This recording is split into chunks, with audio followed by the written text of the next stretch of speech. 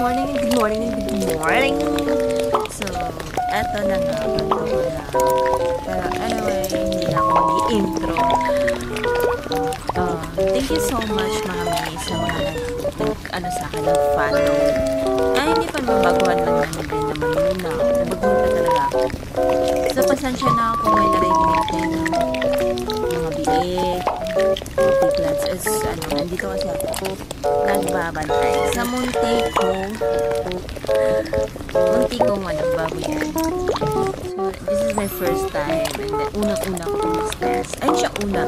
Kasi nung nag-live-in ako dati, yung dati kong partner, nagwalay na kasi kami. So, it's been about 4 years, 5 years na. Pigiri din yung business ko na go-online selling na before just to make money. Kasi ako yung nagtatrabaho for us para meron tayong makain everyday. So, nagtatrabaho ako online selling, nagtatrabaho as SAO, sales assistant sa isang company, big company din ng Cebu. And then, magkano lang sound namin dati. Wala na akong trabaho kasi mag-aaral ako. I really want to study again. So, tagal ko lang gusto mag-study pero wala akong pera o wala akong financial. And now, meron ako konti lang meron na. So, that's why I will continue my study this year. And hopefully, God's will,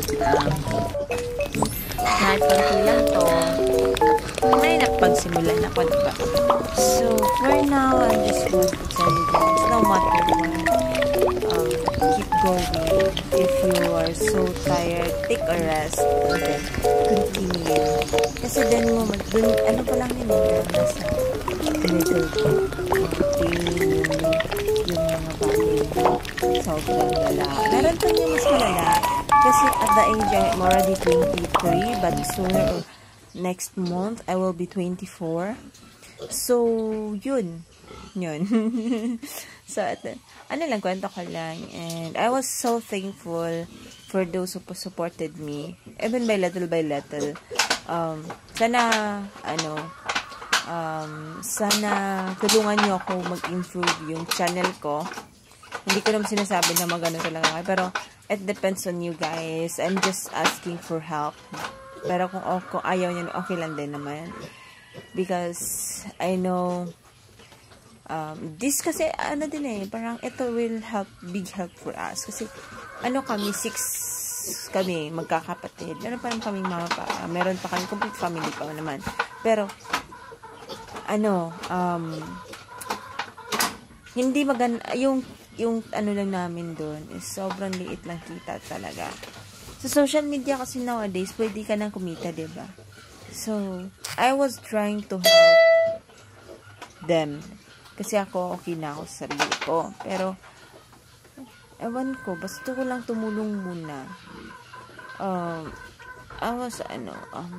Wala kami talaga, promise, wala kami. Bahay namin sobrang sira-sira pa. Kasi wala pa kami.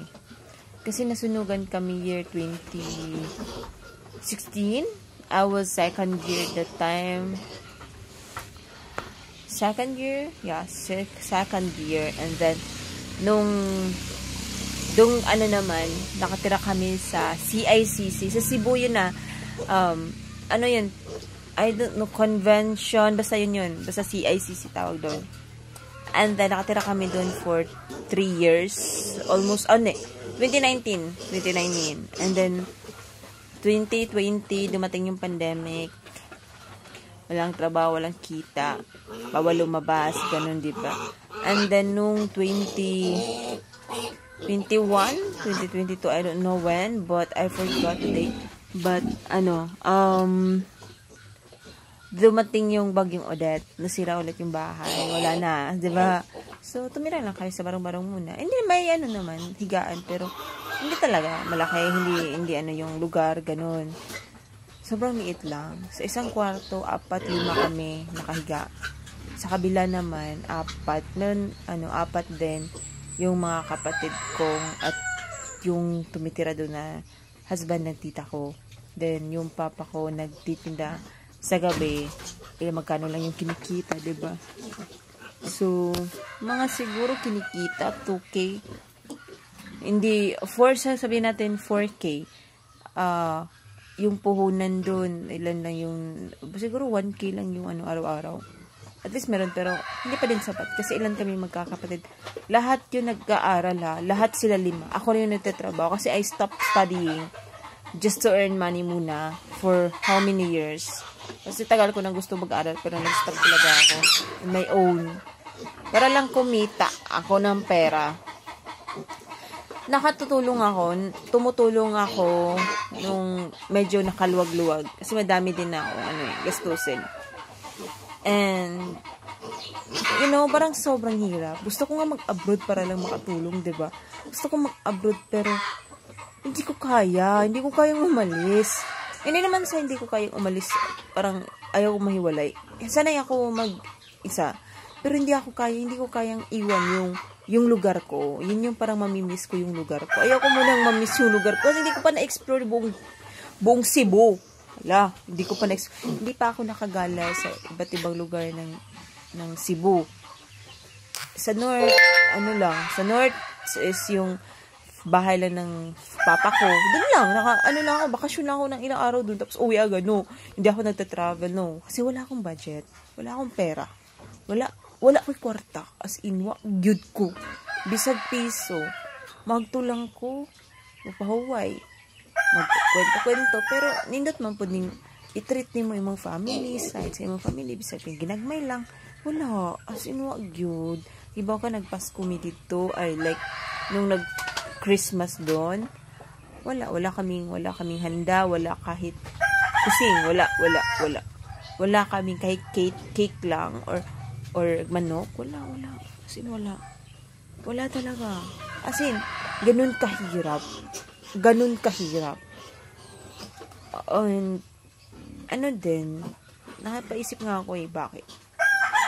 Pero hindi ko naman kasi alam ko naman na sa amin sa magkakapatid, kaming 6 na magkakapatid, pinagdadasal ko talaga. Kahit isa sa amin magkaroon ng trabaho maganda. Okay na yun. And then both of my siblings kasi, yung sunod sa akin, accounting yung kinuha.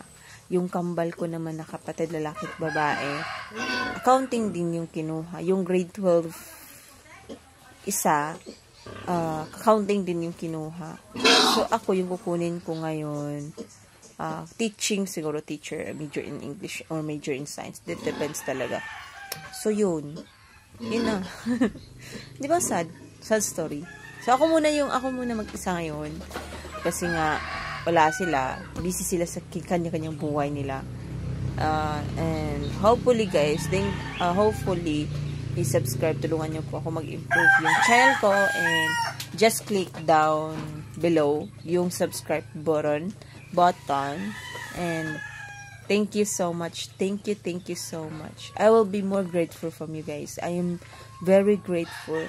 Thank you for watching my videos even though hindi masyadong maganda. Kasi wala talaga akong maayos na cellphone. So, yun.